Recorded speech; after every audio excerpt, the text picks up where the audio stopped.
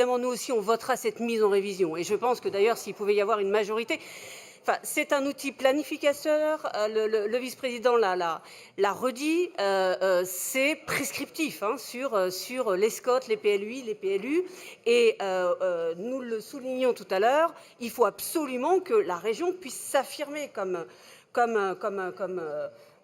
animateur et rôle de planification sur ce prochain SDRIF. Mais pour ça, et c'est les inquiétudes qui ont été exprimées, il faut, pour que ce soit vraiment un outil de planification stratégique, il faut absolument développer des outils pédagogiques qui fixent les grandes lignes, qui démontrent l'interopérabilité entre les territoires. Il va falloir expliquer, promouvoir.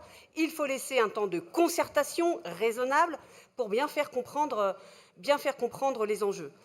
On a aujourd'hui une réponse, et il ne faut pas m'en vouloir, Monsieur le Vice-président, mais quand j'entends en commission finance le fait qu'on n'a pas pu faire la pré-consultation qui pourtant a été votée ici, parce que nous étions en période de crise sanitaire, oui, et nous en sommes encore en crise sanitaire, on atteint là la cinquième vague, et donc ça va continuer. Donc on ne peut pas accepter cette réponse-là. C'est-à-dire qu'il faudra faire avec la Covid, et donc il faudra que la région s'organise pour qu'il puisse y avoir réellement concertation et inclusion. Alors vous avez fait des amendements de l'exécutif, c'est toujours bien, c'est plutôt bon signe, mais réellement, il va falloir aller... à l'instar de ce qui a été fait au précédent SDRIF, nos collègues Mireille Ferry et Alain Médreau ont vraiment été très exemplaires dans la concertation et on compte réellement sur l'exécutif pour pouvoir mener cette concertation parce que les territoires en ont besoin, parce qu'aujourd'hui la région Île-de-France en a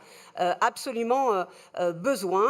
Donc nous voulons un SDRIF inclusif qui soit co-construit, un SDRIF plus ambitieux à la hauteur des défis climatiques et sociaux, un SDRIF protecteur garant des équilibres territoriaux, sociaux et environnementaux, un SDRIF opérationnel et efficient, un SDRIF évolutif qui sait s'adapter aux trajectoires qui sont à fixer. Et le groupe, le pôle écolo sera très très vigilant là-dessus. En fait, le pôle écologiste est prêt à s'investir pleinement dans ce travail. Nous espérons réellement que nous serons associés et nous voulons vraiment que la région ne perde pas une formidable opportunité, celle de la création d'une dynamique régionale innovante et qualitative tournée vers un véritable changement de modèle pour construire une Île-de-France frugale, résiliente et accueillante.